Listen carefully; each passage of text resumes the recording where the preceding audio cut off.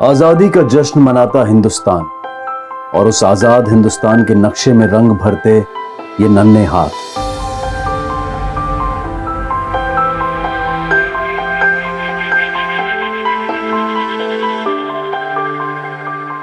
ये बच्चे सामान्य बच्चों से जरा अलग हैं, भेद करना नहीं जानते, बेहद खुश हैं अपनी दुनिया में। अपने मां बाप को उतने ही प्यारे हैं जितना कि कोई भी सामान्य बच्चा। लेकिन इस जीवांत संस्कृति में कुछ लोग ऐसे भी हैं जो आजाद और संपूर्ण होने का अर्थ कुछ और ही समझते हैं। कुछ साल पहले महाराष्ट्र के सोलापुर में ऐसा ही एक केस देखने को मिला। मानसिक रूप से असहाय 8 बच्चे इसी दरिंदगी का शिकार बने आजाद हिंदुस्तान में। अभिव्यक्ति की आजादी, जीने की आजादी, सम्मान की आजादी सभी के लिए है, लेकिन इन बच्चों को ना तो आजादी के लिए काबिल समझा गया, बल्कि यहां तक कि उनकी पहचान को ही अनर्थ साबित करने की कोशिश की गई।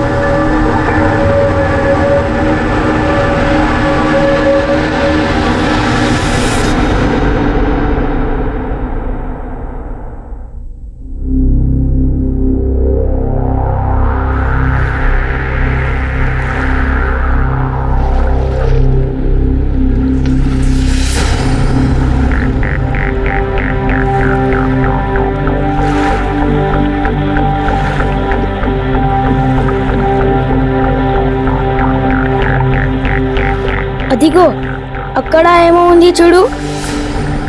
ఏమున్నది?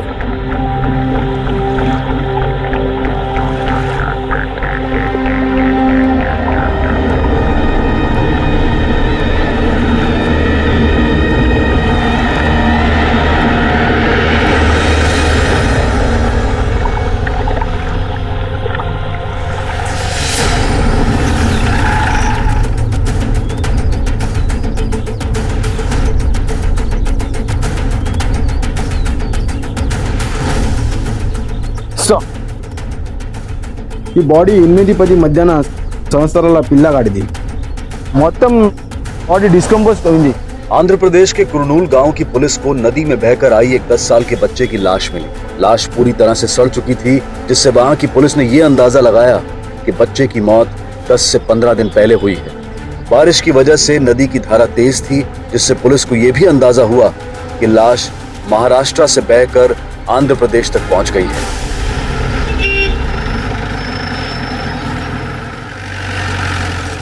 सर, मेरा बेटा ऋषभ अचानक से गायब हो गया, पता नहीं कहाँ चला गया। सर, अब कुछ भी करके उसे ढूंढ दीजिए प्लीज सर, प्लीज। आप घबराइए मत, हम पूरी कोशिश करेंगे। बच्चा कब लापता हुआ? सर, कल शाम से। कहाँ से गायब हुआ? कल शाम अपने आया के साथ गार्डन गया था।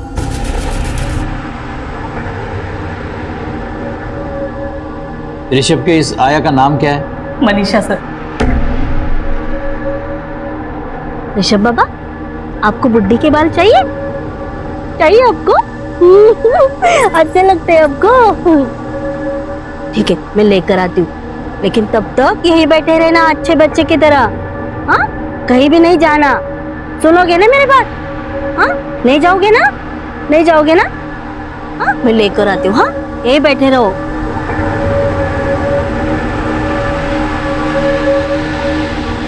आपका बेटा मानसिक रूप से? जी सर, वो एक स्पेशल चाइल्ड है सर। सर, मेरा बेटा बहुत समझदार है। अगर मैं उसे एक बार कहीं बैठने के लिए कह दूं, तो वो तब तक वहां से नहीं हिलता जब तक मैं उसे ना कहूं। और फिर मनीषा के वापस आने तक वो खुद कहीं उठ के चला जाए, इसका तो सवाल ही पैदा नहीं होता। सर, हमने उसे हर जगह पे ढूंढा सर, पर वो कहीं नहीं मिला। फिरौती के लिए किसी का फोन आया था? जी नहीं सर। आपको किसी पे शक है जो ऐसा कर सकता हो? नहीं सर, ऐसा तो कोई नहीं है। ये केयरटेकर मनीषा?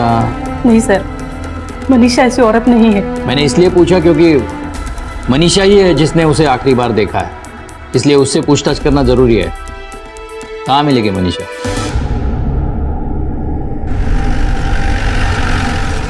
సార్ భీమా నదిలో దొరికిన పిల్లవాడి శవం తొక్క ఏం రిపోర్ట్ మేలో వచ్చేసింది. अब आंध्र प्रदेश पुलिस के पास उस बच्चे की पोस्टमार्टम रिपोर्ट आ चुकी थी, जिससे एक अहम बात सामने आई थी कि मरा हुआ बच्चा मानसिक रूप से असहाय था। बच्चे की मौत किसी पथरीली चीज पर सर पटकने से हुई थी और वहीं से पुलिस ने अपनी थ्योरी बनाई कि उस बच्चे से छुटकारा पाने के लिए उसके ही माँ बाप ने उसे मारकर नदी में फेंक दिया है। बच्चे निर्मल निश्चल भगवान का रूप होते हैं। उनकी भोली चालाकियों में भी मासूमियत होती है और शायद उनकी इसी मासूमियत को किसी की नजर लग गई थी। महाराष्ट्र के सोलापुर से 2 बच्चे गायब हुए थे और आंध्र प्रदेश के कुरनूल में एक की लाश मिली थी। क्या असलियत थी इन हादसों की? क्या इन तीनों हादसों का एक दूसरे से कोई ताल्लुक था? कोई क्यों इन मासूम बच्चों को अपना शिकार बना रहा था? चल नाटक बंद कर, बोल बच्चे के साथ क्या किया? कहाँ छुपा के रखा है या मार डाला उसे? साहब मैं ऋषभ बाबा को माँ के जैसा प्यार करती थी साहब, उसका बहुत ख्याल रखती थी। मैं कह को उसको ये फिल्मी डायलॉग बंद कर। हम अपने पे उतर आ गए ना तो ये ममता 2 मिनट में निकल आएगी बाहर। मैं सच बोल रही है साहब, मैं झूठ नहीं बोल रही है। अब चाहे तो मैम सबको पूछो ना साहब। हाँ मेम साहब से भी पूछेंगे, तुझे जो पूछा है वो बोल पहले। मेरे को नहीं मालूम है साहब कि बाबा किधर चला गया हो या बाबा को कोई लेकर गया।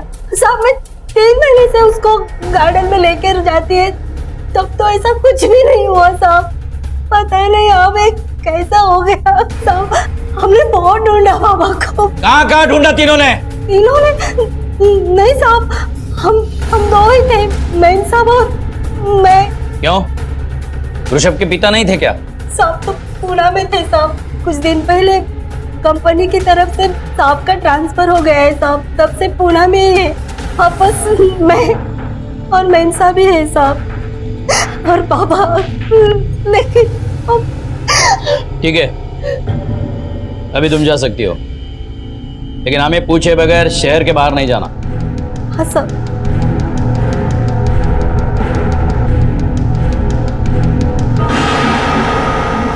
भोसले, अभय मोहिते के कंपनी से उसका पूरा बायोडेटा निकालो। ऋषभ जैसे बेटे की जिम्मेदारी होते हुए उसने ट्रांसफर एक्सेप्ट कैसे कर लिया? अभय मोहिते में कुछ गड़बड़ है। और एक बात, उसके पड़ोसियों से पूछताछ करो। हो सकता है जिसे हम घर के बाहर ढूंढ रहे हैं वो घर के अंदर हो। ओके सर, वो कुछ 5 साल पहले इस कॉम्प्लेक्स में रहने आए थे, तभी से मैं उन्हें जानता था। उन दोनों पति पत्नी के बीच में कभी कुछ झगड़ा ऋषभ को लेकर? हाँ सर, शुभांगी ने एक बार बताया था ऋषभ जब 3 साल का था तो अभय को दूसरा बच्चा चाहिए था, लेकिन वो डरती थी कि दूसरा बच्चा आने से ऋषभ की देखभाल में कुछ कमी ना रह जाए, इसलिए उन दोनों में हमेशा खटपट होती थी। हमें पता है आपको ऋषभ से प्रॉब्लम था, लेकिन और कोई तरीका नहीं बचा उससे दूर जाने का, तो आपने अपना ट्रांसफर करवा लिया पूना में। सर आप ये कैसी बातें कर रहे हैं? इन्होंने तो अपना ट्रांसफर रोकने की पूरी कोशिश की थी, पर कंपनी ने कोई ऑप्शन ही नहीं छोड़ा। मिस्टर अभय खरे है? हो सर, खरा है, मैंने बहुत कोशिश की। लेकिन हमने तो आपके कंपनी के मैनेजर से बात कर ली तो उसने कहा आप खुद आगे आए थे ट्रांसफर के लिए, बल्कि उसने तो एप्लीकेशन भी दिखाया आपने किया हुआ। अब है क्या ये सच है? अरे उस बेचारे को तो इतनी समझ भी नहीं है, उसका बाप बाप कहलाने के लायक ही नहीं। मुझे नफरत है उसके बेचारेपन से, थक गया हूं मैं उसकी सेवा करते करते।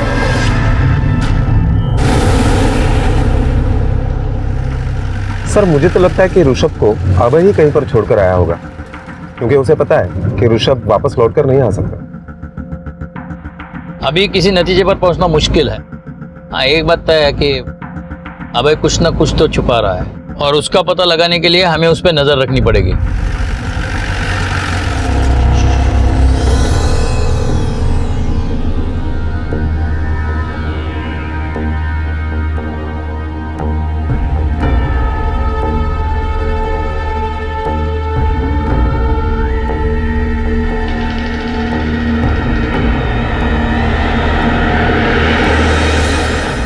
सर हजरत शाह दरगाह के आगे जो नदी का मोड़ है वहाँ 2 बच्चों की लाश मिली है। सर दोनों बॉडी लगभग एक दूसरे से 50 मीटर की दूरी पर मिली है, जिसमें से एक बॉडी पूरी तरह से गल चुकी है और सर इसके एक हाथ में 6 उंगलियां हैं।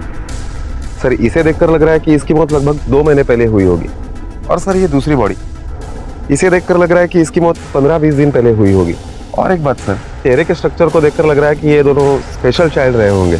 अभय मोहिते का बच्चा भी मेंटली चैलेंज था ना? हाँ सर। दोनों को बच्चे की शिनाख्त के लिए बुलाओ। Okay sir.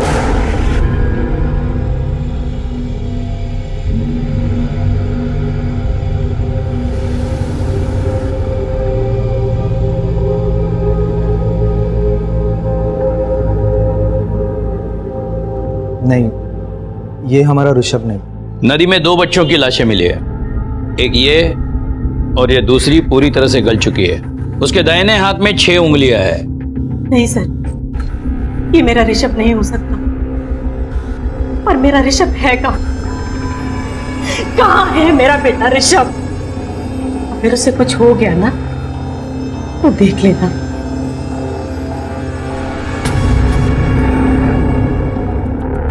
पोस्टमार्टम रिपोर्ट के मुताबिक दोनों बच्चों की मौत सिर किसी पत्थर से टकराने से हुई है। दोनों बच्चे मेंटली चैलेंज्ड है। एक मेंटली चैलेंज्ड बच्चा गायब है। इसका मतलब भोसले इस तरह के कत्ल की और भी खबर आ सकती है। ये दोनों बच्चे कौन हैं? हमारे पास सिर्फ ऋषभ की रिपोर्ट है। भोसले एक काम करो, सभी पुलिस स्टेशन से ये चेक करो कि कहाँ और कितने मेंटली चैलेंज्ड बच्चों की मिसिंग कंप्लेंट आई है। और ये स्पेशल चाइल्ड के स्कूल और संस्थाओं में देखो कि 6 उंगलियों वाला कोई बच्चा स्टूडेंट था या नहीं। ये 6 उंगलियां उस बच्चे की पहचान करने में हमें मदद करेगी। Okay sir.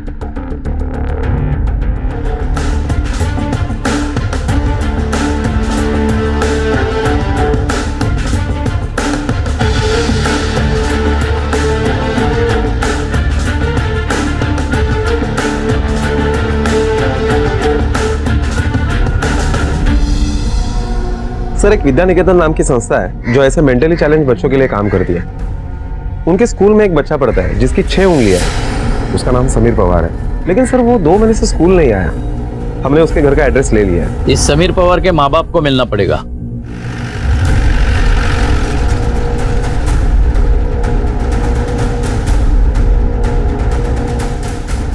घर पे तो ताला लगा हुआ है। हाँ सर।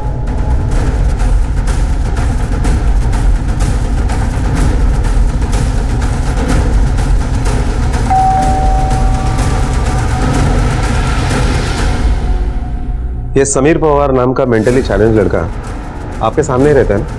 हो सर। क्या बता सकते हैं वो लोग कहाँ गए? सर आनंद पवारने दुसरी शादी की आणि फिरायला गेला तो। क्या समीर को भी साथ में लेके गए? साहब 1.5-2 महीने से तो मैंने उसको देखा ही नहीं है। किधर गया पता नहीं। बेचारा बच्चा, देखो ना साहब उसका भी नसीब कैसा। पैदा ही ऐसा हुआ और उसके बाप को तो उसकी कुछ फिक्र ही नहीं है। वो सिर्फ खुद की ही सोचता है। बीबी को 1 साल भी नहीं हुआ मर के, उसने दूसरा शादी कर लिया और घूमने के लिए गया। क्या बता सकते हैं वो वापस कब लौटेंगे? कल तक आ जाएंगे।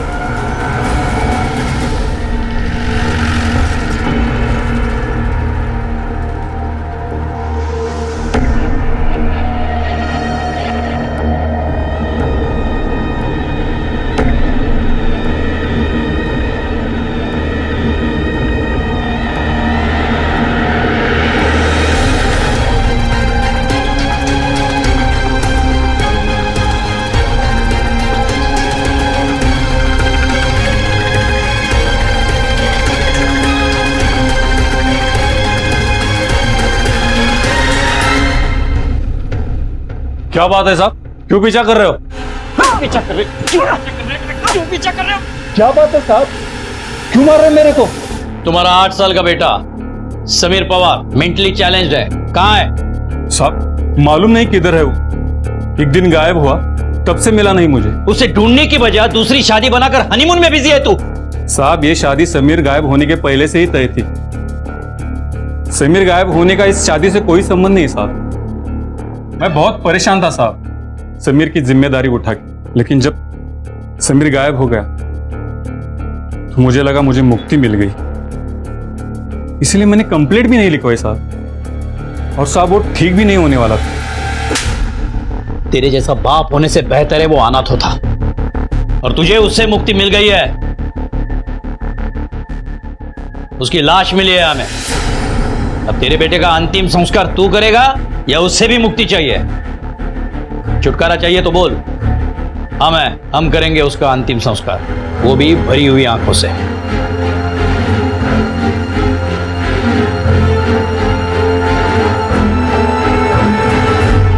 सुनो, इधर आओ। क्या साहब? कौन हो तुम? पवार से क्या काम है? वो साहब, पवार साहब के बच्चे को संभालती थी मैं। आया हूँ, बचा हुआ पगार के वास्ते आई हूँ। क्यों? नाम क्या है तुम्हारा? गोदावरी।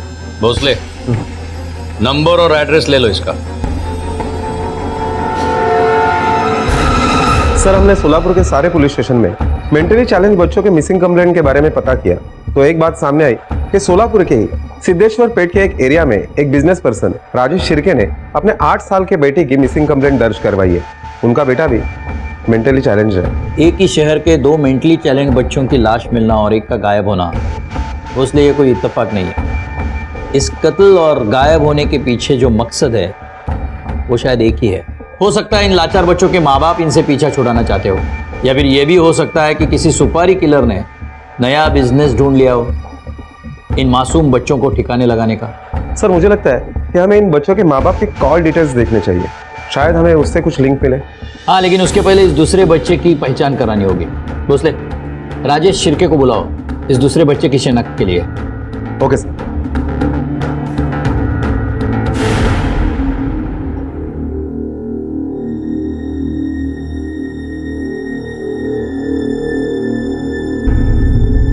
सौरभ,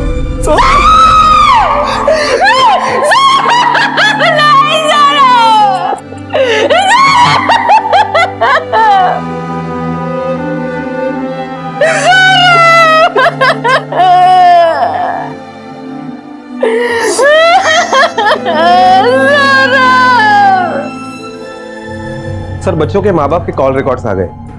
एक बात हैरानी की है सर, ये अभय मोहिते और राजेश शिर्के के बीच में एक बार नहीं कई बार कॉल हुआ है। हो सकता है दोनों ने एक दूसरे का इस्तेमाल किया हो अपने बच्चों से छुटकारा पाने के लिए, लेकिन ये इतनी चालाकी दिखा रहे हैं तो कंफर्म है कि फोन पर तो डिटेल बातें नहीं की होगी।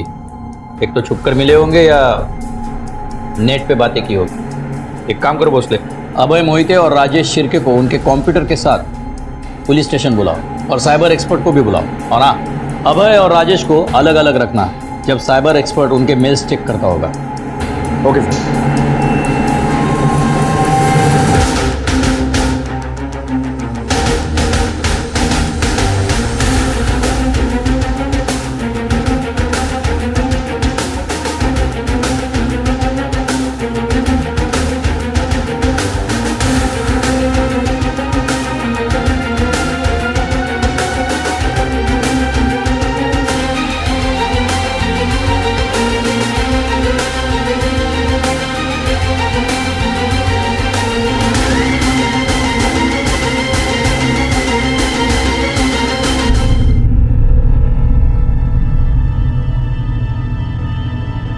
तुम राजेश शिर्के को जानते हो? मैं किसी राजेश शिर्के को नहीं जानता। ये तुम्हारे मोबाइल के कॉल रिकॉर्ड्स, ये नंबर तो पहचानते होगे। ये अभय मोहिते कौन है? अभय मोहिते, ये नाम तो मैंने कभी सुना भी नहीं। ये नाम तुमने कभी सुना नहीं, लेकिन उसके साथ नेट पर अपने बेटे के बारे में, सौरभ के बारे में सारी बातें शेयर कर ली। सर, बिजनेस की वजह से मैं बहुत सारे लोगों को मिलता हूँ, उनसे बात करता हूँ, सबके नाम मुझे याद नहीं रहते। तो तुम अभय मोहिते को नहीं जानते? जी नहीं जानते। चलो मान लिया ये नंबर तुम नहीं जानते, अपने मोबाइल से ये नंबर डायल करो।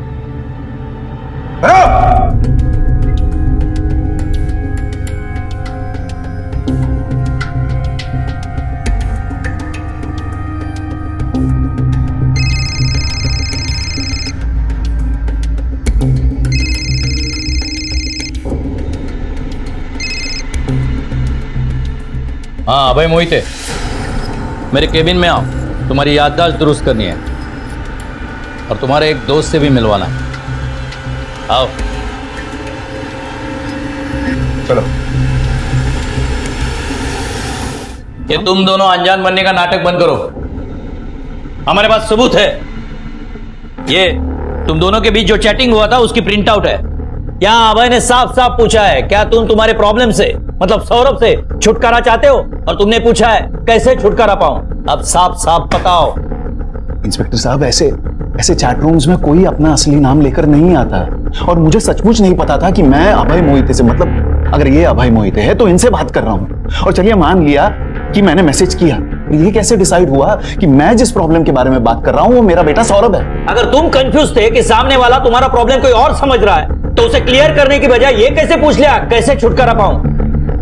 यही नहीं, इस चैटिंग के बाद तुम दोनों में फोन पर भी बातें हुई है बहुत बार। ये देखो, उसके बाद तुम दोनों मिले, अपने अपने प्रॉब्लम सॉल्व करने के लिए आपने प्लानिंग की। दोनों ने एक दूसरे के बच्चों को गायब किया, जिसमें से सौरभ मर चुका है और ऋषभ का पता नहीं। अब साफ साफ बोलते हो या हम बुलवाए? एक मिनट इंस्पेक्टर साहब, आप एक दुखी और मजबूर बाप पर इल्जाम लगा रहे हो। 8 साल से हमने सौरभ की किस तरह देखभाल की, यह सिर्फ हम जानते हैं। 1 मिनट के लिए उसे अपने आंखों से दूर होने नहीं दिया, क्योंकि हम जानते थे कि वो 1 सेकंड भी अपना ख्याल नहीं रख सकता था। हाँ, मैं मानता हूं कि मैं और मेरी बीवी हम दोनों एक दूसरा एक नॉर्मल बच्चा चाहते थे।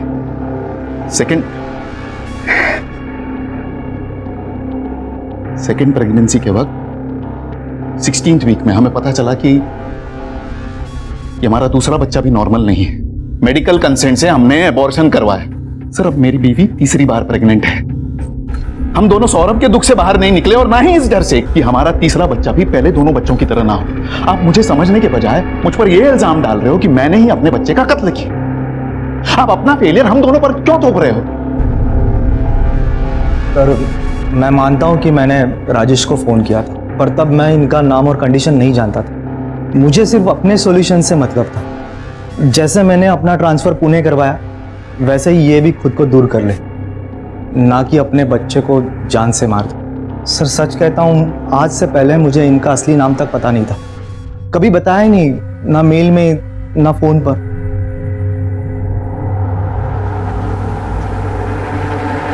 को अंदर करने के लिए हमारे पास कोई सबूत नहीं है भोसले।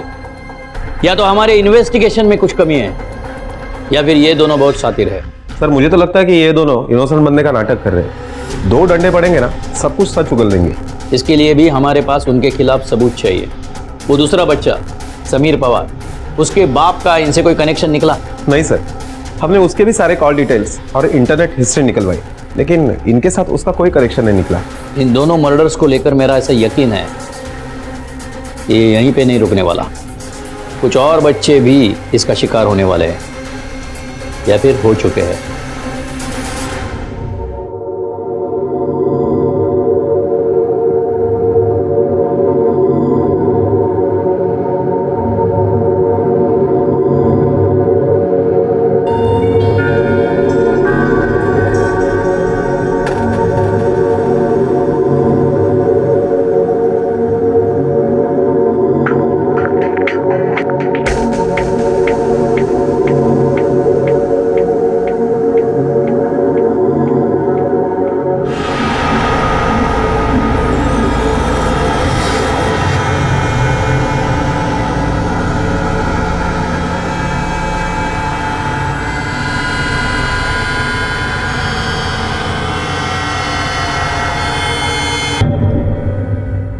पूरा 1 महीना बीत गया, हमारी सरस्वती को गायब हुआ।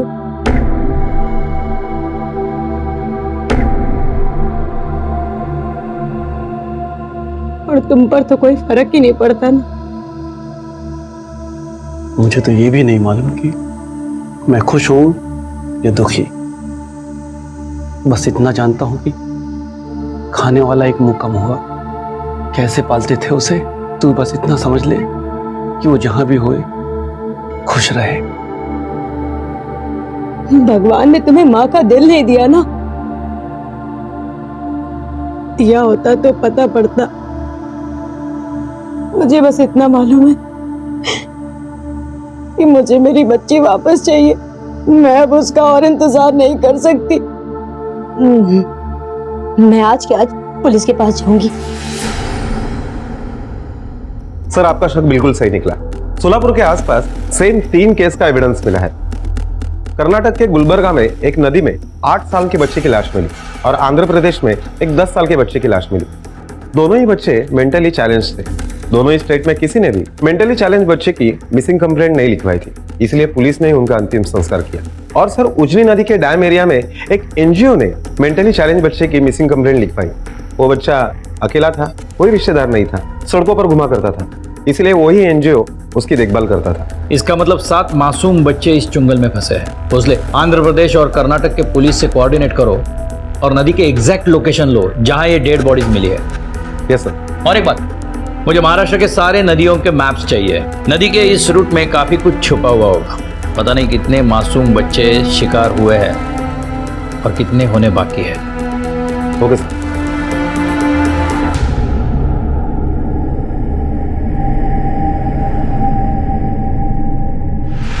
ये वो 7 पॉइंट्स है जहाँ बच्चों की लाशें मिली थी। भीमा नदी का रूट यहाँ से महाराष्ट्र से कर्नाटक होकर आंध्र प्रदेश में और समुद्र को यहाँ मिलते हैं। ये सब बच्चे जिनकी लाशें मिली है वो सोलापुर के थे। नदी के तेज बहाव के कारण यहाँ आंध्र प्रदेश में मिले। जिसने भी कत्ल किया है उसने मार के उन्हें नदी में डाला होगा। ये कातिल नदी का बहाव और नदी के बारे में सब कुछ जानता है। हमने इस केस से जुड़े हर शख्स से बात कर ली है, बस एक को छोड़ के।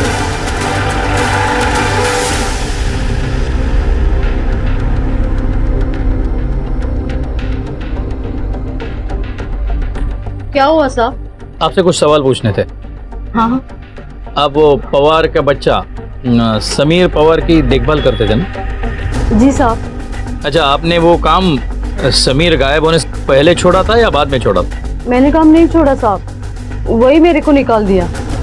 मेरे आने तक तो समीर बाबा उधर ही था, उसके बाद क्या हुआ मालूम नहीं साहब। मतलब तुम्हें पता नहीं है समीर मर चुका है? उसी दिन पता चला साहब, जिस दिन मैं बचा हुआ पगार लेने गई थी।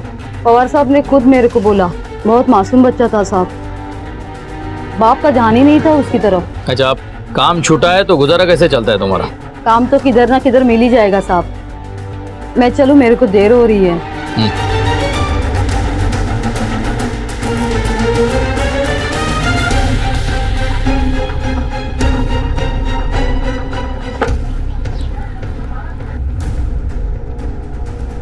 तुम वो गोदावरी को कैसे जानती हो?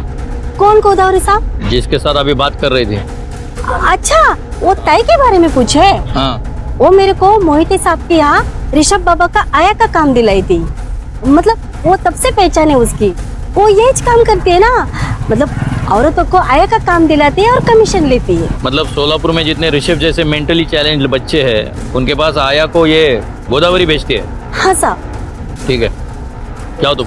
हाँ।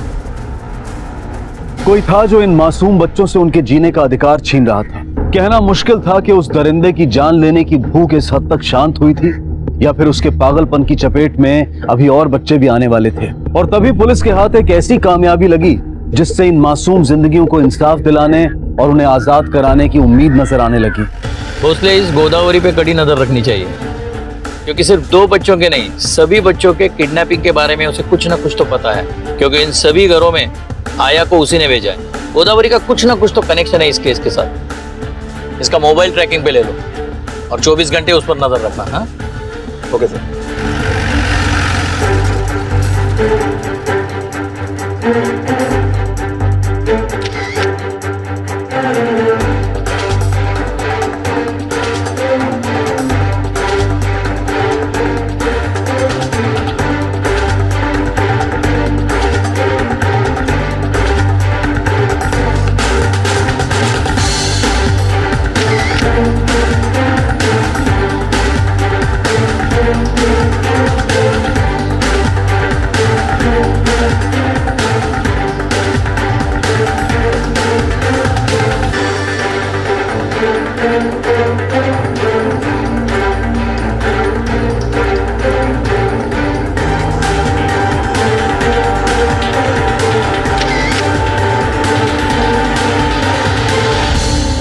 सर, बच्चों के बारे में गोदावरी को यही प्यून इन्फॉर्मेशन देता है।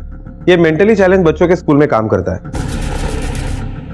जब हमने उससे पूछताछ की तो उसने बताया कि साहब, वो मेरे को बोली थी कि वो उन बच्चों को आया दिलाने का काम करती है। अगर मैं उनको उस बच्चे का नाम और एड्रेस दूंगा तो वो मेरे को पैसा देगी। आज तक कितने लड़कों का नाम दिया तूने उसे? टोटल बोले तो 6 साहब, 5 लड़के और 1 लड़की। इसका मतलब एक लड़की भी है जिसका हमें अभी तक पता नहीं है, क्योंकि जितनी भी लाशें मिली वो सब लड़कों की थी। सर इस गोदावरी का एक अफेयर भी है, वो भी अपने से 10 साल छोटे लड़के के साथ। ये देखिए सर, ये लड़का, वो जब भी गोदावरी को मिलने के लिए आता है तो काफी सारे गिफ्ट्स लेकर आता है। जब हमने प्यून के पास इस लड़के के बारे में पूछताछ की तो उसने बताया कि ये तो मालूम नहीं साहब कौन है, पर दोनों का चक्कर चल रहा है ये पक्का है। उनकी जेब भी भारी है और बहुत खर्चा करते हैं साहब। गोदावरी और उसके आशिक को उठाने का टाइम आ गया है, लेकिन हमारे पास कोई ठोस सबूत नहीं है उनके खिलाफ। सर आइए। सर इनकी 8 साल की बेटी 1 महीने से लापता है और वो भी सर वैसी ही बच्ची है। आइए बैठिए। कहाँ से गायब हुई आपकी बेटी? उसके स्कूल से साहब, छुट्टी होने के टाइम में उसको लेने को गई, लेकिन मेरी सरस्वती मेरे को वहां नहीं मिली साहब। कमाल है, 1 महीना हुआ बेटी गायब हुए, आज आपको होश आया है? साहब इसका गलती नहीं है, गलती मुझसे हुआ। जूता मारो मुझको साहब, ये तो रोज रोती थी यहाँ आने के लिए। हम लोग बहुत गरीब आदमी हैं साहब, और ऐसे बच्चे को पालने के लिए बहुत ज्यादा खर्चा चाहिए। मैं हमेशा भगवान से प्रार्थना करता था कि उसको अपने पास बुला लूं, और जब वो गायब हुई तो मुझे लगा कि भगवान ने मेरा दुख सुन लिया। इस औरत को कभी तुम दोनों ने देखा है?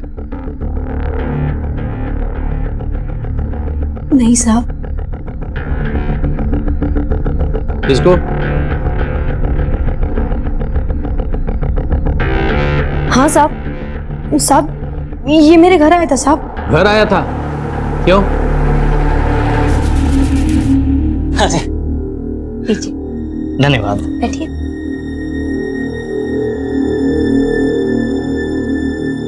मेरा नाम अविनाश है, मैं एक एनजीओ में काम करता हूँ। मतलब एक ऐसी संस्था जो ऐसे बच्चों की मदद करती है, इनके दुख दर्द को समझती है। हम जानते हैं कि ऐसे बच्चों के खर्च और इनकी जिम्मेदारियां उठाना कितना मुश्किल है, और आप जैसे गरीब लोगों के लिए तो और भी मुश्किल है।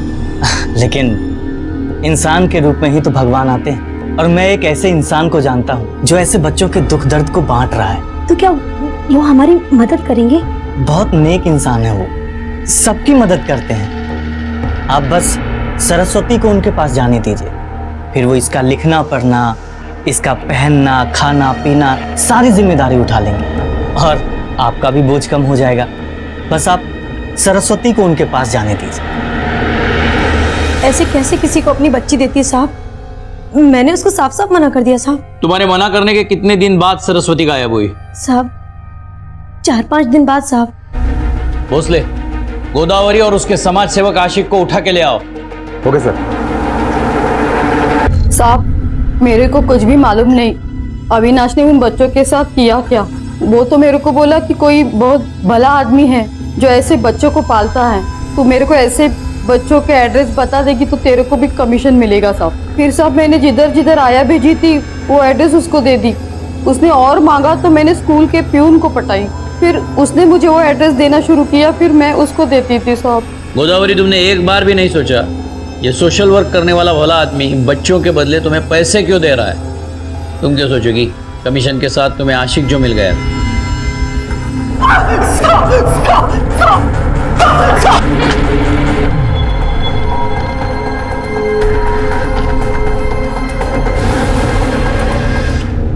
खुद बोलेगा या हम बुलवाए? भोसले, मैं बताता हूँ।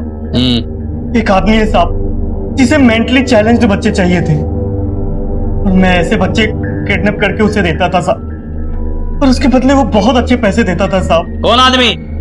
नाम क्या है उसका? साहब नाम, एड्रेस, नंबर मुझे कुछ नहीं पता साहब। उसने अपनी पहचान मुझसे कभी नहीं बताई साहब। हर अमावस्या और पूर्णिमा से पहले मुझसे वो एक बच्चा लिया करता था साहब। उसे 7 लड़के चाहिए थे साहब। पिछले अमावस्या को मैं उसे एक लड़का नहीं दे पाया, कोई किडनैप करने के लिए नहीं मिला साहब। कल भी पूर्णिमा है, क्या कल के लिए भी तूने उसे कोई बच्चा दिया है?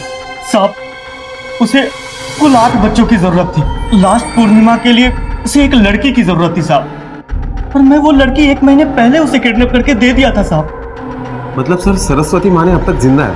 इससे पहले वो भेड़िया उस बच्ची को अपना शिकार बनाए, हमें उसे बचाना चाहिए। तूने देखा है ना उसे, कैसे दिखता है वो?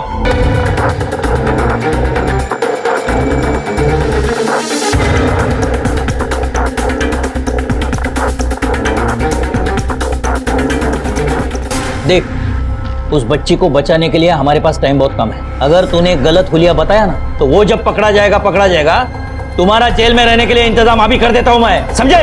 बता जल्दी।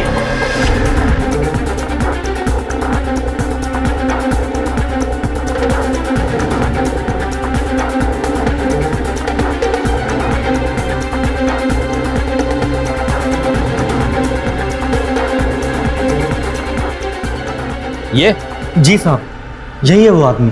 भोसले, टाइम बहुत कम है, इसे पकड़ने के लिए मोबाइल ट्रैकर की जरूरत पड़ेगी। Okay sir.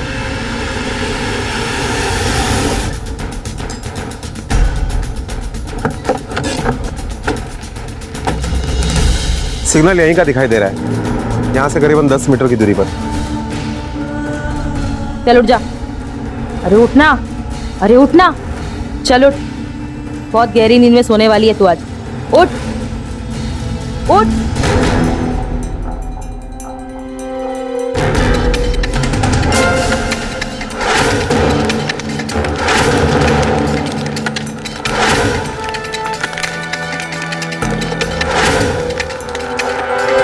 सर, सिग्नल की स्ट्रेंथ पूरी आ रही है, इसका मतलब है वो लोग पक्का यहीं पर है।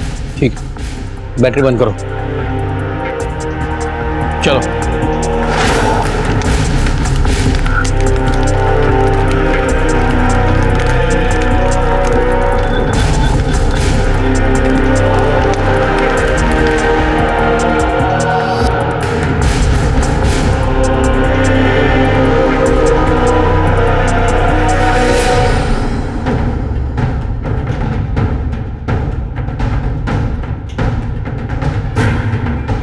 पोजीशन लो।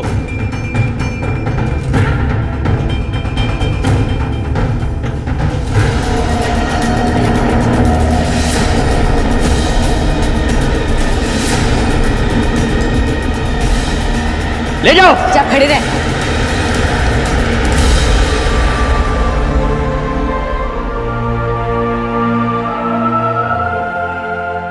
इतने सारे बच्चों को क्यों मारा तुमने?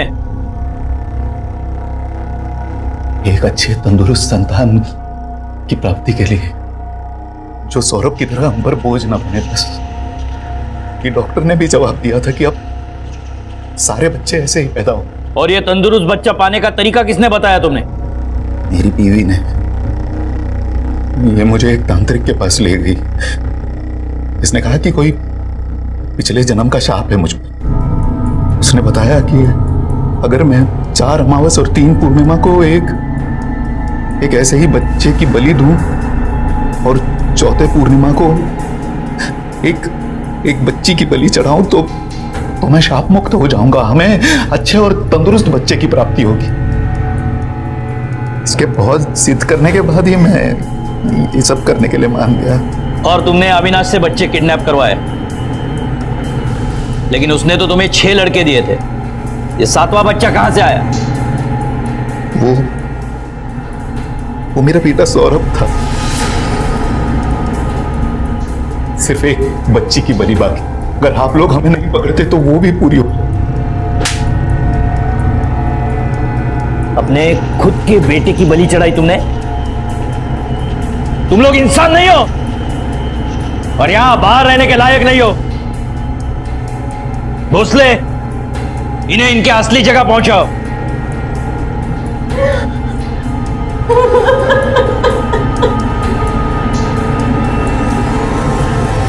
हमारे संविधान में हर नागरिक के पास समान अधिकार हैं, लेकिन जब भी कोई सामान्य से अलग दिखने वाला सामने आता है तो या तो मन में दया भाव उमड़ते हैं या फिर घिन आती है।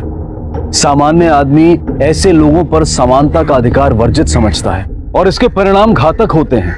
इंसान अपने ही बच्चों को खा जाता है और जानवर से भी बदतर श्रेणी में पहुंच जाता है। और यही किया था राजेश और उसकी पत्नी ने अपने और दूसरों के मासूम बच्चों के साथ। राजेश शिर्के को 7 बच्चों के कत्ल के लिए, राजेश की पत्नी को जुर्म को उकसाने के लिए और उसमें भागीदार होने के लिए, और अविनाश को बच्चों को अगवा करने के लिए कड़ी सजा हुई। हिंदुस्तान जहां अपनी आजादी की 70वीं वर्षगांठ मना रहा है, वहीं आज भी इंसान को जरूरत है दिमागी गुलामी से आजाद होने की।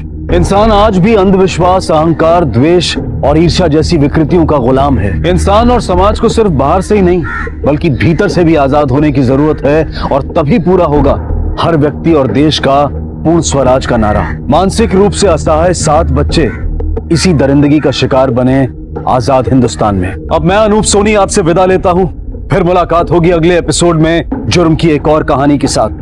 तब तक अपना और अपने परिवार का ख्याल रखें और देखते रहें क्राइम पेट्रोल डायल 100।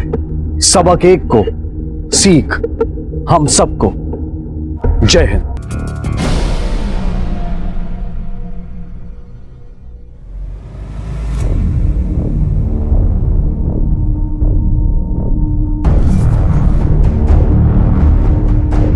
बेटी, ये क्या?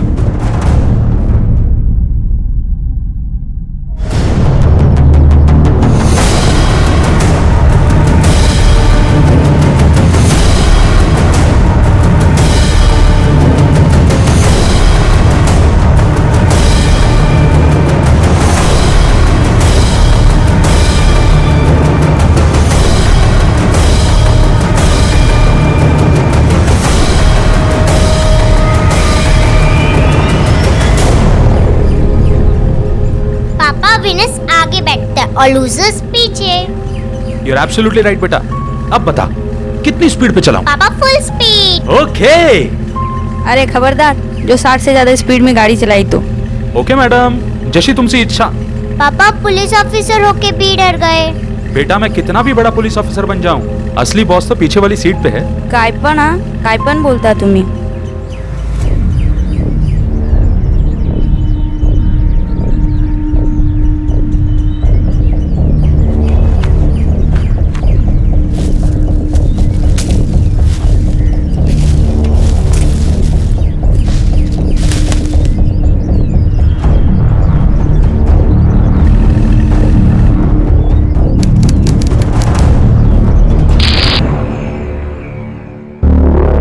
कब से गायब हुई है तुम्हारी पोती? 12 दिन हो गए। 12 दिन हो गए आपकी पोती गायब है। और आप बाबा रहे, कंप्लेंट लिखो ना। क्या नाम है उसका? प्रिया, 23 साल की है। सर ये लड़की की फोटो।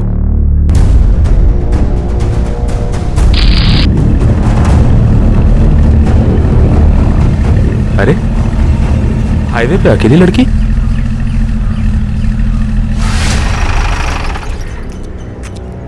ये आगे ढाबे तक लिफ्ट दे देंगे प्लीज?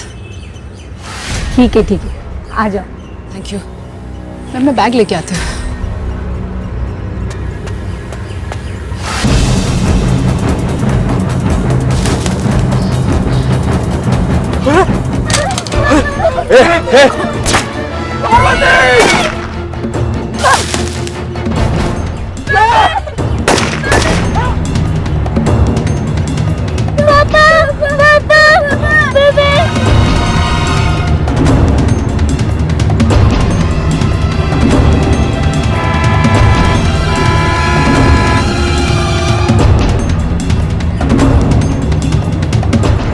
नमस्कार, आदाब।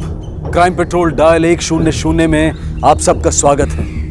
69 साल पहले कई शहीदों की कुर्बानियों के बाद हमें आजादी मिली थी, पर क्या आज हम उस आजादी की महत्वता को समझ पा रहे हैं? हमारे देश का जो भविष्य है, शायद उनके लिए आजादी का वो अध्याय सिर्फ इतिहास के पन्ने हैं, लेकिन अब वक्त आ गया है नया इतिहास लिखने का, आजादी का नया व्याकरण समझने का, ये समझने का कि हमें जितना खतरा बाहरी ताकत से है, उससे कहीं ज्यादा खतरा अंदरूनी ताकत से है। आज आजादी अंग्रेजों की बेड़ियों से मुक्ति नहीं है, बल्कि उन बेड़ियों से मुक्ति है जो हमारे घरों में पनप रही हैं।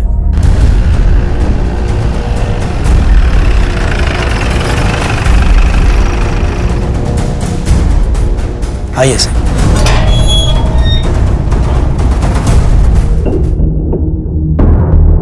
आपके कहने का मतलब है कि आपकी बेटी कैंप पर गई है, और कहां गई है ये आपको नहीं पता। साहब, जब बच्चे बड़े हो जाते हैं तो उन पर माँ बाप की रोक टोक नहीं चलती। साहब वैसे भी वो हमारी बात सुनती कहाँ है? नहीं सर, ऐसी कोई बात नहीं है। राजाराम, कैसी बात कर रहे हो तुम? हमें तो ये भी पता नहीं कि प्रिया कहाँ चली गई है, और तुम बता रहे हो कि वो कैंप के लिए गई है। बाबा तुम शांत रहो, मैं बात कर रहा हूँ ना साहब से।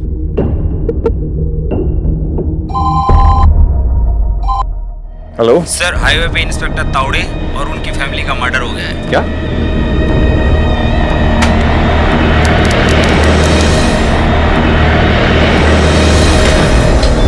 साहब, ऐसा नहीं कि हमने उसे फोन नहीं लगाया, हमने उसको कई बार फोन किया, लेकिन उसका फोन हमेशा स्विच ऑफ या आउट ऑफ कवरेज है। साहब, वो अपने मामा के यहाँ नागपुर गई है और वहां से वो अपने दोस्तों के साथ कहीं चली गई।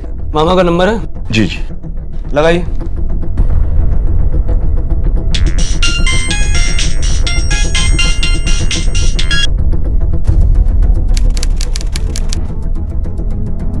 मैं अमरावती पुलिस स्टेशन से पीआई तांबे बोल रहा हूँ। अमरावती पुलिस स्टेशन से? कहिए क्या काम है? आप प्रिया को जानते हैं? जी हाँ, जानता हूँ ना, मेरे पास ही रह रही है। वो कल ही अपने दोस्तों के साथ ट्रैकिंग पे गई है पहाड़ों पर। उसका फोन भी नहीं लग रहा, लगता है शायद नेटवर्किंग नहीं है। पर हुआ क्या है? सब ठीक तो है ना? सब ठीक है, जरूरत पड़ी तो दोबारा फोन करें। देखा साहब, मैंने कहा था ना कि अपने मामा के यहाँ ही गई है। अरे इन लोगों की तो उम्र हो गई है, इन्हें ना कुछ याद रहता है ना कुछ समझ में आता है। इनकी तरफ से मैं माफी मांगता हूँ आपसे। जैसे प्रिया आ जाए तो हमें खबर कीजिएगा। जी जी साहब, बिल्कुल। डार्लिंग, इस फैमिली पे नजर रखो, पता करना है कौन सच बोल रहा है और कौन झूठ। सठिया गए हो तुम दोनों, एक वो कलमुई और ऊपर से आप दोनों। जान ही ले लो मेरी। लेकिन राजाराम, हमें तो ये भी पता नहीं कि प्रिया इस वक्त कहाँ है, किस हालात में है, और तुमों की। अच्छा हुआ चली गई, अब ज्यादा ढिढोरा मत पीटो। मैं तो कहता हूँ मरी गई होगी तो अच्छी बात है, हमें कोई फर्क नहीं पड़ता। उसकी वजह से पहले ही वो हादसा हो गया है, और अब पुलिस भी आ गई है घर में। लेकिन राजाराम। बाबा तुम्हें राहू द्या, किसी को कुछ करने की जरूरत नहीं है।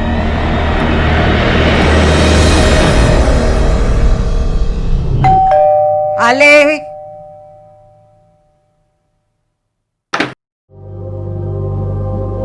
प्रिया, मेरी बच्ची, कैसी है तू? अच्छी हूँ। तू कहाँ गई थी बेटा? बबलू कैसा है तू?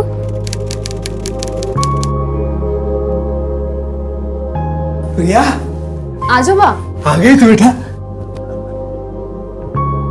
बेटा कहाँ गई थी तू? कितने परेशान थे हम लोग। आजोबा, मैं ट्रैकिंग के लिए गई थी। ट्रैकिंग के लिए गई थी या घुल खिलाने? हाँ अरे मैं सच में ट्रैकिंग के लिए ही गई थी। झूठ बोल रही है तू। पहले भी तूने कम घुल खिलाए थे। तेरी वजह से ही अपाहिज हुआ है। पैदा होते ही मर जाती ना तो अच्छा होता। तेरी वजह से पहली बार इस घर में पुलिस आई, कितनी बदनामी हुई हमारी, पता है तुझे? अब जा अपनी मनुष्य शक्ल लेके पुलिस स्टेशन और बता उन्हें कि तेरी इन करतूतों में हम शामिल नहीं हैं।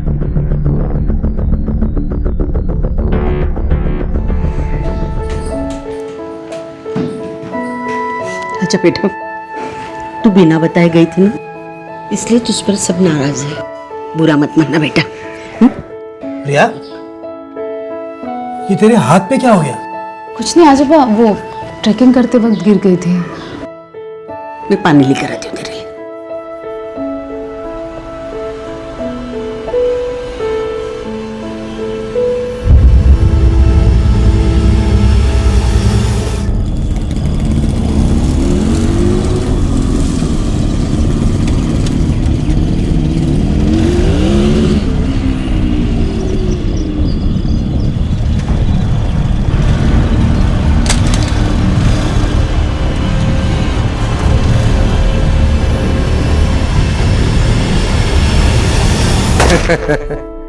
लीजिए, आप तो कुछ ले ही नहीं रहे। लीजिए ना, आप भी लीजिए।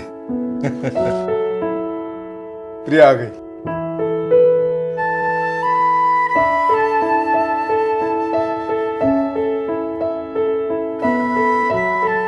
ये है हमारी बेटी प्रिया। प्रिया बेटे, नमस्ते करो। आपकी बेटी बहुत सुंदर है और हमें बहुत पसंद आई। हमारी तरफ से रिश्ते के लिए हाँ है। अरे वाह, फिर तो क्या बात है, शादी का मुहूर्त निकालते हैं जल्दी। ठीक है भाई साहब, जैसा आप कहें। दीपक जी, अगर आपको प्रिया से कुछ अकेले में बात करनी है तो आप कर सकते हैं। आजकल तो लड़के लड़कियां करती ही हैं। जी जरूर।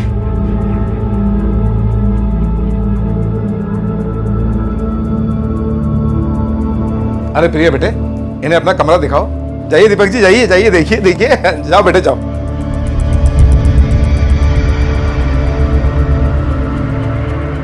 ताई आप आइए ना, मैं आपको घर दिखाती हूँ, आइए।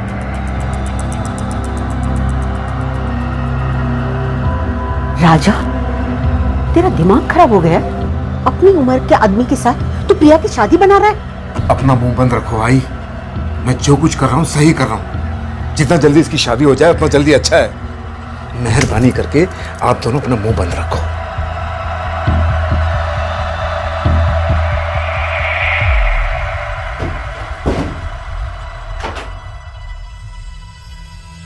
प्रिया, तुम तो मुझे पहली नजर में ही भाग गई।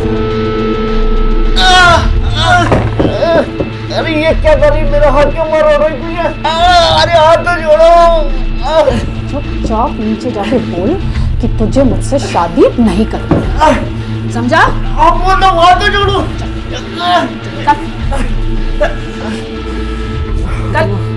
हाथ मारो।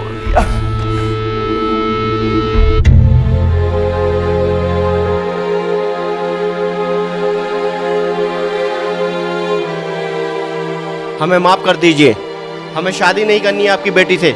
नमस्ते। मैं उसे जान से मार दूंगा। पागल हो गया क्या? इस लड़की ने पागल कर दिया है मुझे। उस जैसे बेकार आदमी ने भी इसके साथ शादी करने से मना कर दिया। उसे उस बात का पता चल गया होगा। अरे तो मैं क्या करूं? जो कुछ भी हुआ है इस लड़की की वजह से हुआ है। जाके कहीं मर क्यों नहीं जाती, या फिर मेरी ही जान ले ले।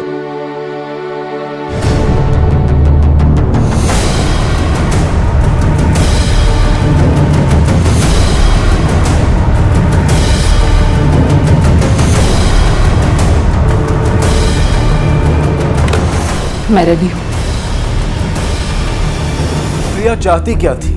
एक छोटे से शहर की मासूम सी दिखने वाली लड़की आखिर किस मंजिल की तरफ बढ़ रही थी? दुश्मनों ने जहां पुलिस ऑफिसर और उनकी फैमिली को मार गिराया था, प्रिया वहीं आसपास मौजूद थी। तो क्या प्रिया भी उन हत्यारों के गैंग का हिस्सा थी? एक तरफ जहां प्रिया दिन ब दिन रहस्यमयी होती जा रही थी, वहीं दूसरी तरफ नागपुर पुलिस पूरी कोशिश कर रही थी उन आतंकियों की दहशत को खत्म करने की। ऑफिसर अविनाश ने खुद ये बीड़ा उठा रखा था और लगातार रेड्स करके वो सबका सफाया कर रहे थे। लेकिन इसी बीच उन्हें एक ऐसी खबर मिली जिससे वो खुद भी चौंक गए।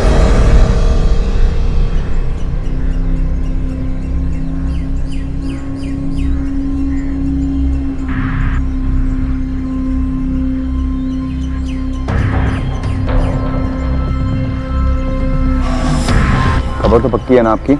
बिल्कुल पक्की खबर है साहब, ये यहाँ से ही आएंगे। और आगे जाके बैठ सकते हैं क्या? नहीं साहब, ऐसा मत कीजिए, हो सकता है वहाँ लोगों में जाने में थोड़ी पीछे हो।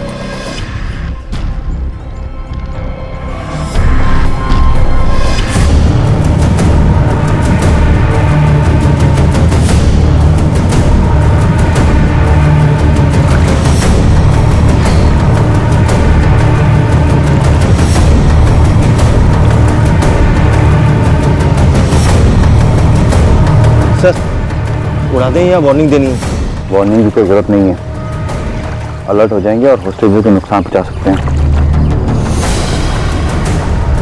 ध्यान रहे हॉस्टेज को नुकसान ना हो।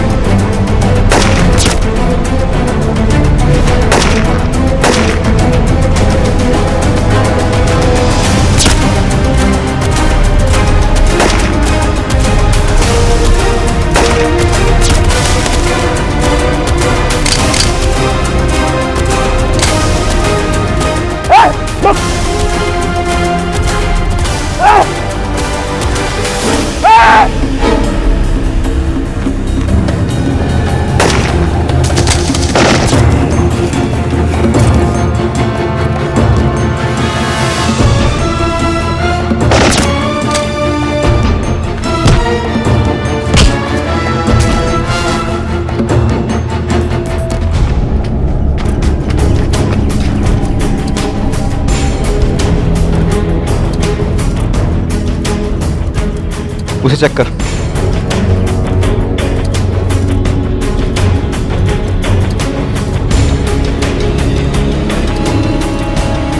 आ जाओ आ जाओ।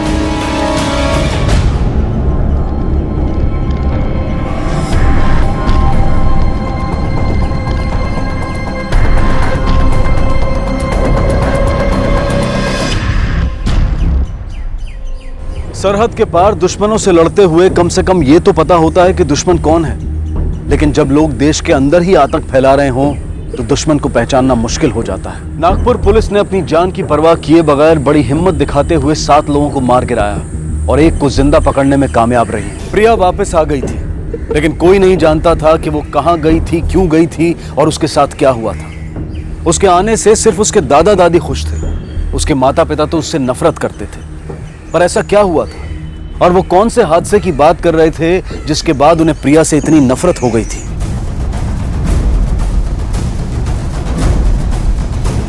प्रिया! अरे राजू, जीतू, कैसे हो? एकदम बढ़िया। तू कैसी है? एकदम अच्छी हूँ। और कैसा रहा तेरा ट्रेकिंग ट्रिप? बहुत अच्छा था। अगली बार तुम दोनों को भी ले चलूंगी। चलेंगे ना। पता है पुलिस स्टेशन से फोन आया था, वो लोग तुम्हारे बारे में पूछ रहे थे। हाँ, वो आजी और आजोबा ने घबरा के रिपोर्ट लिखवा दी थी, पर अब सब ठीक है। मैं पुलिस स्टेशन होके आई हूँ। अरे यार मुझे बहुत डर लग रहा था। अरे यार इसमें डरने वाली क्या बात है यार, पुलिस वाले आके क्या तुझे डंडे मारेंगे? भाग नहीं।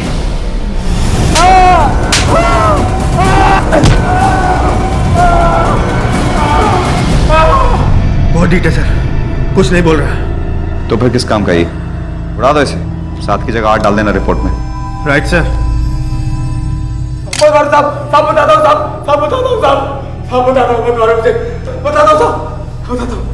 तो फिर जितना मालूम है बकना शुरू कर। सर ये लोग कॉलेज और यूनिवर्सिटी से स्टूडेंट्स को रिक्रूट करते हैं। कुछ स्टूडेंट्स तो इनके ट्रेनिंग कैंप में भी आते हैं। कौन है वो स्टूडेंट्स?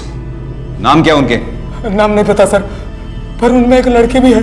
और एक खास बात सर, उनका एक खास ड्रॉप पॉइंट है सर अमरावती शहर में, जहां उन तक इस काम के लिए पैसे और दूसरे मटेरियल पहुंचाए जाते हैं।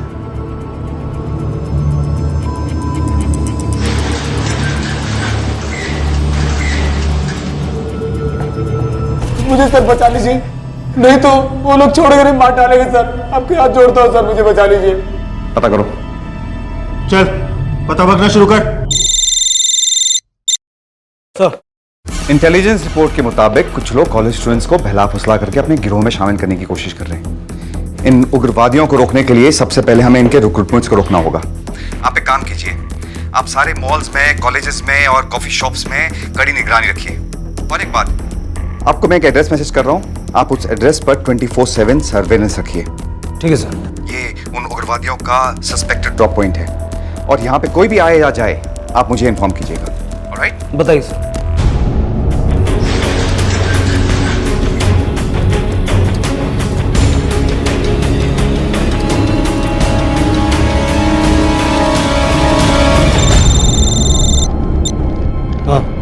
अब एक लड़का यहाँ से ग्रे टी शर्ट और ब्लू जींस में निकला है। हाँ, उसके पास बैग भी है। उसका पीछा करो, उस पर नजर रखो, लेकिन पकड़ना मत। हमें इस मामले की जड़ तक पहुंचना। जी जी सर।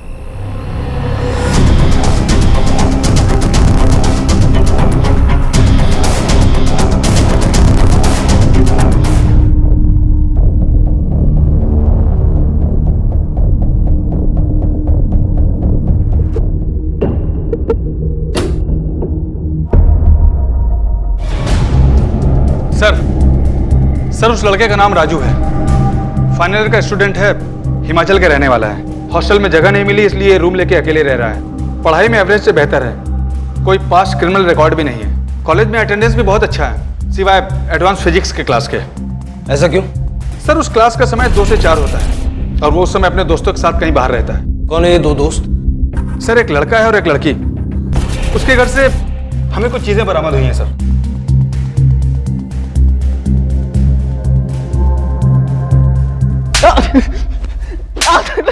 जब तक मुंह नहीं खोलेगा तब तक पिटेगा।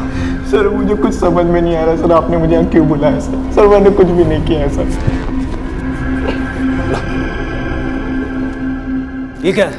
ये तेरे बैग से मिला है? सर मुझे नहीं पता था सर बैग में ये सब है। वो तो सर कॉलेज में किसी ने मुझे अप्रोच किया था और उसने कहा था सर अगर ये बैग तुम अपने पास रखोगे तो 5,000 रुपये मिलेंगे सर। सर मैं तो उसको जानता भी नहीं हूँ सर। सर मुझे पैसों की बहुत ज़रूरत थी सर, घर वाले भी पैसे नहीं भेज पा रहे थे पढ़ाई के लिए। राजू, या तो तू हमें बहुत बड़ा बेवकूफ़ समझता है या बेवकूफ़ बनाने की कोशिश कर रहा है। सीधा सीधा बता, तेरे कॉलेज से और कौन कौन शामिल है इसमें? सर कोई नहीं है सर। फिर ये प्रिया और जीतू कौन है? सर वो तो दोस्त है सर, क्लासमेट्स है। जीतू तो सर मेरा बहुत अच्छा दोस्त है और प्रिया पढ़ाई में अच्छी है तो सर नोट्स लेता हूँ सर। उनको नहीं पता था सर कि मैं बैग पहुँचाने के लिए पैसे ले रहा हूँ। सच बोल रहा हूँ सर, मैंने कुछ नहीं किया। जब तक ये सच नहीं बोलता इसको उल्टा लटका के मारो। नहीं सर मैं सच बोल रहा हूँ सर। तो राजू और जीतू तुम्हारे सिर्फ अच्छे दोस्त हैं और कुछ नहीं जानती उनके बारे में? नहीं सर, पर हुआ क्या है और मुझे यहाँ पे क्यों लेके आए? कुछ नहीं, कुछ स्टूडेंट्स हैं जो गैर कानूनी एक्टिविटीज कर रहे हैं। वैसे ये राजू और जीतू को तुम कब से जानते हो? साहब जब से कॉलेज में एडमिशन हुआ तब से जानता हूँ। प्रिया मेरी दोस्त है और राजू हिमाचल का रहने वाला है। वो यहाँ अकेला रहता है। मेरा विश्वास कीजिए सर, मैं सच कह रहा हूँ। मैं कुछ नहीं जानता हूँ सर इसके अलावा। फिलहाल जा सकती हो, अगर जरूरत पड़ी तो दोबारा बुलाओ। जी सर। 1 मिनट सर, आपको याद है इसी लड़के के दादा दादी ने मिक्सिंग कंप्लीट लिखवाई थी। ये जब घर वापस आई तो ये हाजिरी लगाने को आई थी, तब आप नहीं थे सर। वैसे गई कहाँ थी तू? सर नागपुर के पास जंगलों में ट्रैकिंग के लिए गई थी सर। बहुत अच्छी जगह है सर, मैंने इन्हें फोटोग्राफ्स भी दिखाए थे। हाँ सर, ये देखिए।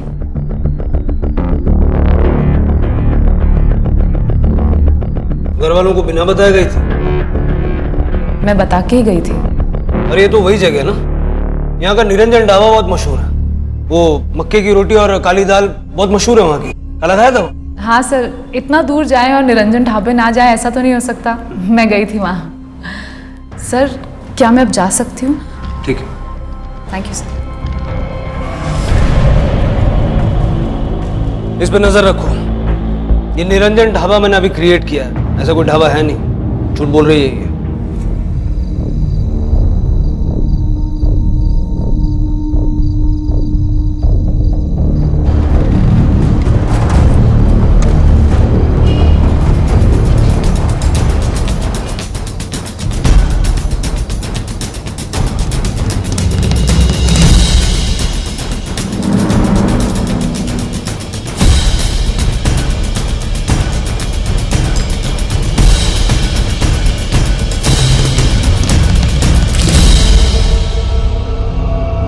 कुछ याद आया किसके लिए काम करती हो?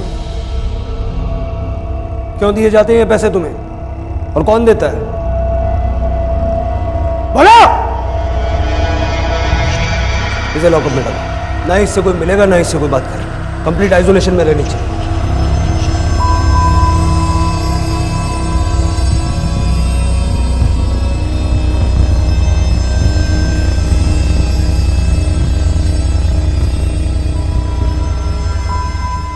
सर उसके मुंह से एक भी शब्द नहीं निकला है। 48 घंटों से उसे सॉलिटरी कन्फाइनमेंट में रखा है। न खाती है, न पीती है, न रिएक्ट करती है। कुछ भी नहीं बोल रहे सर। ठीक है, मैं आ रहा हूं।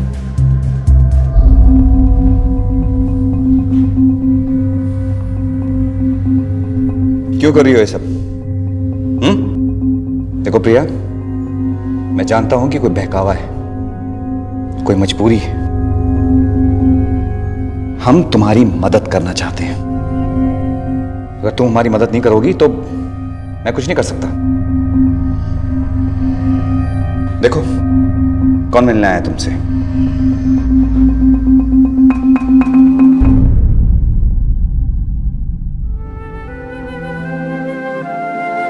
प्रिया, मेरी बच्ची की क्या हालत हो गई है ये? बेटा, ये क्यों हुआ सब?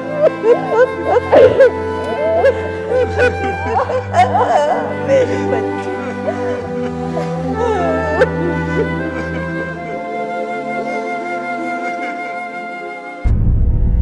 मेरे पापा हमेशा से एक लड़का चाहते थे सर, पर मैं पैदा हो गई। वो मुझे प्यार तो करते थे पर दिल में हमेशा लड़के की ही ख्वाहिश थी। उसके बाद बबलू हुआ। बबलू और मुझ में 7 साल का फर्क है सर, पर बचपन में ही मैं उसकी माँ बन गई। फिर एक हादसे में बबलू अपाहिज हो गया और सारा कसूर मेरे माँ बाप ने मुझ पे डाल दिया। पर वो लोग मुझसे नफरत करने लगे। मुझे कभी किसी ने सपोर्ट नहीं किया। इन हालातों में जब मैं कॉलेज गई तो वहां अनिरुद्ध मिला। उसने मुझे सहारा दिया, हिम्मत दी। धीरे धीरे वो मेरे कॉलेज जाने की वजह बन गया। कॉलेज तो क्या, वो मेरे जीने की वजह बन गया, क्योंकि उसने मुझे अपने लिए लड़ना सिखाया, ताकत दी।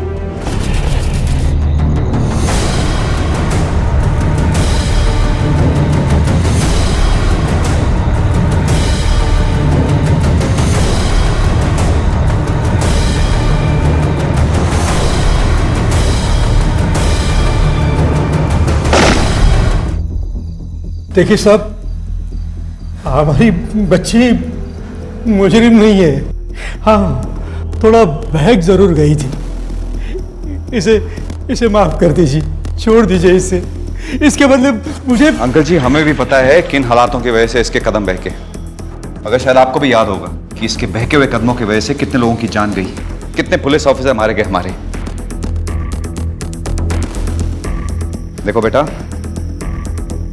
तुम एक अच्छी लड़की हो, मैं नहीं चाहता कि तुम जेल जाओ।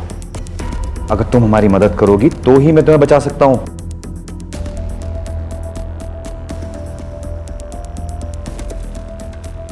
मुश्किल वक्त और हालात कई बार इंसान को गलत कदम उठाने पर मजबूर कर देते हैं। प्रिया के साथ भी ठीक ऐसा ही हुआ था।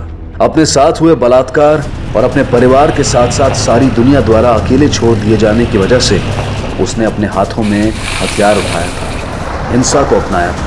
लेकिन गलत कदम उठा लेना एक बात होती है और गलत रास्ते पर आगे बढ़ते जाना दूसरी। और अब देखना यह है कि क्या प्रिया इस बात को समझकर गलत रास्ते पर उठाए अपने कदमों को रोक पाएगी। क्या वो सही रास्ते पर लौटकर गुनाह और गुनहगारों से लड़ने में पुलिस की मदद करेगी, या उसका हिस्सा बनकर इस दलदल में और गहरी धंसती चली जाएगी। कोई नहीं, भाग के सारे चेक करो, सब चेक करो। कमन, उधर जाओ।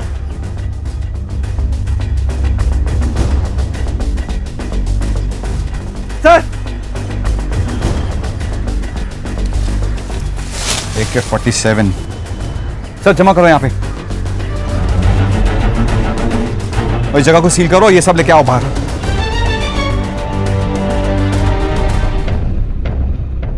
सर ये तो बहुत बड़ी जीत है। You're right. पर एक अजीब सी बात नोट की तुमने। प्रिया के दिए हुए हर इंफॉर्मेशन से हमने जहां भी रेड लगाई वहां पे हथियार तो बरामद हुए, पर कोई पकड़ा नहीं गया। कोई है जो हमारी इंफॉर्मेशन लीक कर रहा है। इनफैक्ट एक रेड से पहले हमें इंफॉर्मेशन थी कि उस घर में लोग मौजूद थे, पर जब वहां रेड लगाई सिर्फ हथियार मिले। वो कौन है जो हमारी इंफॉर्मेशन लीक कर रहा है?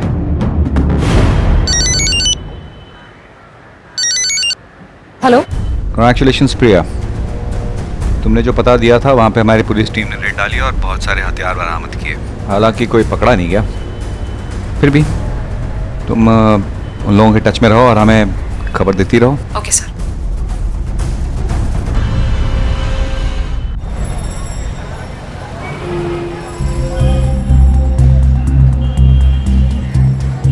अंकल ये 10 बूंदी के लड्डू दे दीजिए।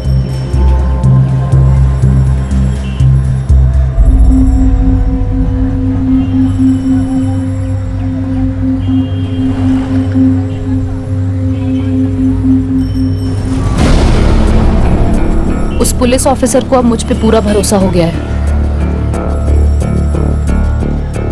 हेलो, पुलिस को लग रहा था कि प्रिया अब उनके साथ है। वो उसका इस्तेमाल करके उग्रवादियों के नेटवर्क को तोड़ने की उम्मीद लगाए बैठे थे, लेकिन हकीकत उनकी उम्मीद से ठीक उलट थी।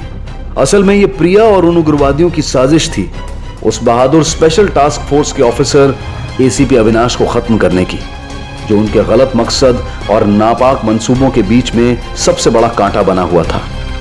ये जाल था उसे फंसाने के लिए, उसे खत्म करने के लिए। अब देखना यह था कि क्या वक्त रहते पुलिस या एसीपी अविनाश को इस हकीकत का पता चल पाएगा। क्या एसीपी अविनाश अपने आप को बचा पाएंगे? हाँ प्रिया। सर करंजी हाईवे पे आज एक स्मगलिंग होने वाली है, रेड कार में कैश और वेपन्स की। क्या? अभी मुझे सिर्फ इतना पता है कि अगले 1 घंटे में होने वाला है और आपको वहां फौरन पहुंच जाना चाहिए। ठीक है, keep me informed, okay? Okay sir. Alright.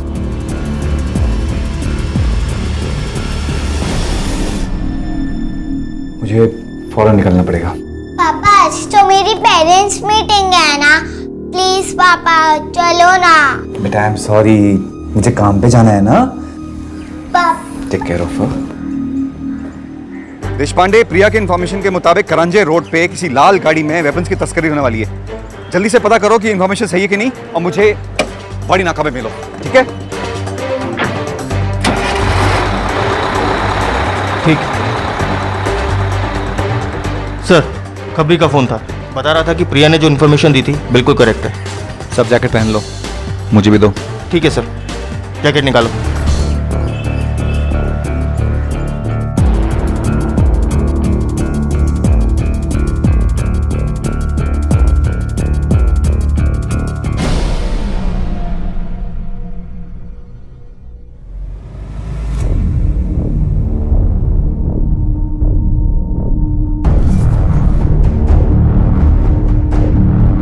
बेटी ये क्या?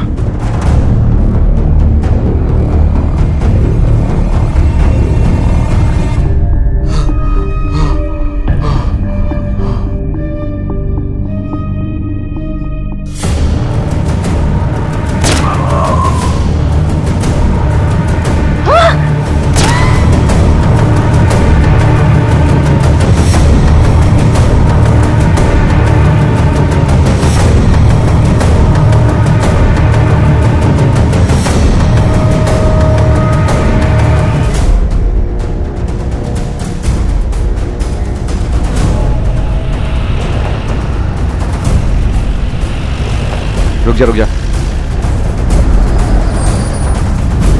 सर, लगता है ये वही वैन है। पाटिल, नैयर, तुम लोग जाके वैन को चेक करो, बाकी सब पोजीशन लो।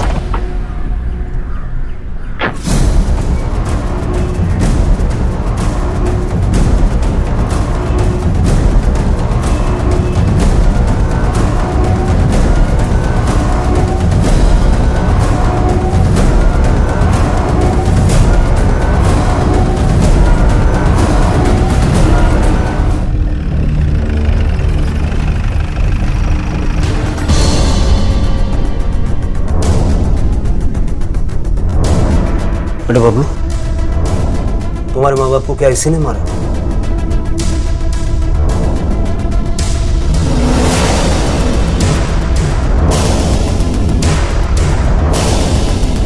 देखिए, ये दोनों खून प्रिया ने किए। क्या? उसने ऐसा क्यों किया होगा? साहब, बात यह है कि कुछ समय पहले कुछ गुंडों ने प्रिया के साथ रेप किया था। तो आपने रिपोर्ट क्यों नहीं दर्ज करवाई? राजाराम नहीं चाहता था। राजाराम को लगता था कि बबलू की हालत प्रिया की वजह से हो गई है, इसलिए वो उससे बहुत नफरत करता था। कहता था कि वो तू मर जाएगी तो हमारे लिए बहुत अच्छा होगा।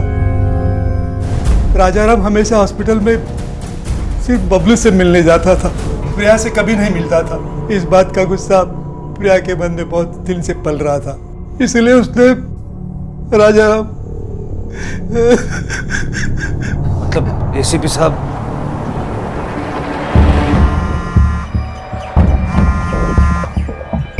हेलो सर, प्रिया अपने माँ बाप को मार के यहाँ से भाग गई। क्या? और आपको गलत इन्फॉर्मेशन देके वहां भेजने का प्लान भी उसी का है। ओह माय गॉड, उसे अरेस्ट करो। सब Patil, it's a trap.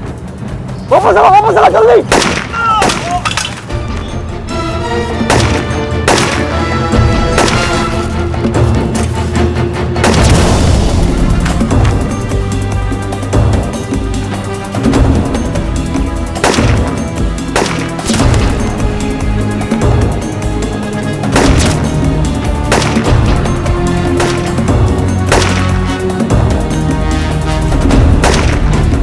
Sir, सब कुछ प्लान के मुताबिक ही हो रहा है, बस एक चीज छोड़ के। मैंने अपने माँ बाप को मार डाला। क्या? तुम्हारा दिमाग खराब हो गया? तुम्हारी पर्सनल रंजिश हम सबके मिशन से बढ़कर हो गई है। क्या यही सिखाया था मैंने तुम्हें ट्रेनिंग में? अरे हम सब एक मिशन लेके चल रहे हैं और तुमने उन्हें मारकर हम सब के लिए खतरा पैदा कर दिया है। आई एम सॉरी सर, पर मुझसे और बर्दाश्त नहीं हुआ। तुम एक काम करो, कुछ दिनों के लिए नागपुर चले जाओ, मैं वहाँ खबर कर देता हूँ। तुम्हें कुछ दिन वहाँ के जंगल के कैंप में रहना होगा। Okay sir.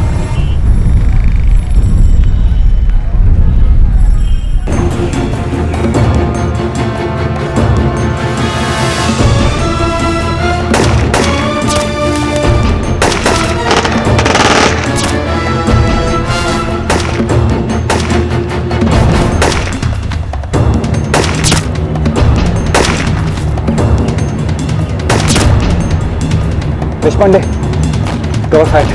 सर, कवर कर।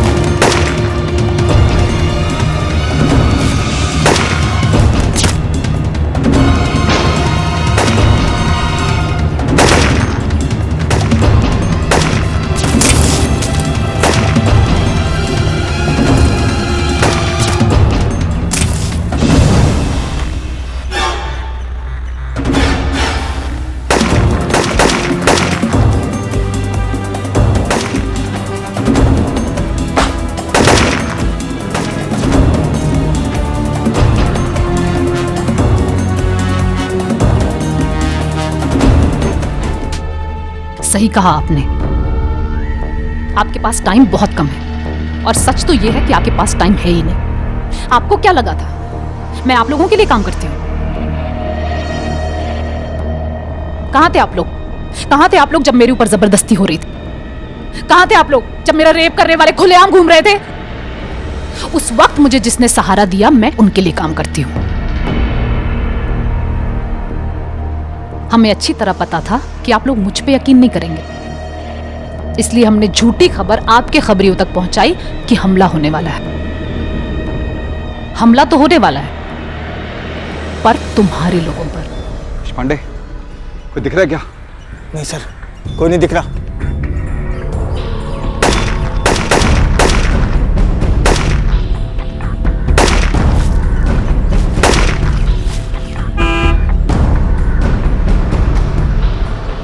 देशपांडे, सामने से सिविलियंस को बचा रही है।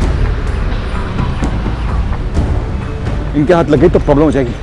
तू जाकर रोक। लेकिन सर, कवर से बाहर निकले तो ये हम पर गोलियां चला देंगे। अरे मैं कवर फायर करता हूँ, तू जा। सर,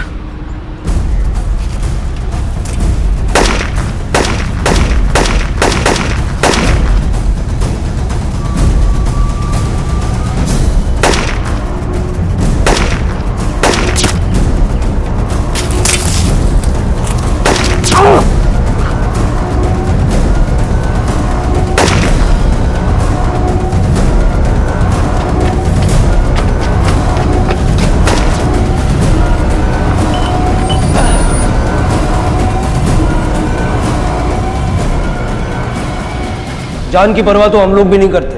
फर्क सिर्फ इतना है कि तुम लोग अपनी जान की बाजी लगाकर सिर्फ दहशत फैलाते हो। जो पुलिस तुम लोगों को बुरे लोगों से बचाती है, उनको मारने चली हो। इतनी कट्टरपंथी आती कहां से तुम लोगों में? पुलिस वालों को मारना चाहती हो ना तुम? अब मरेंगे, लेकिन तुम में से कोई भी जिंदा नहीं बचेगा। और ये सब करके तुमने हासिल क्या किया? अपने अपाहिज भाई को अनाथ कर दिया, अपने लाचार दादा दादी को इस उम्र में अकेला छोड़ दिया। ये हासिल किया तुमने। इसको मारते रहो जब तक ये ना बताए कि इसका सरगना कौन है, और अगर जरूरत पड़े तो इसके दादा दादी को अंदर डाल के उनकी भी खातिरदारी करो।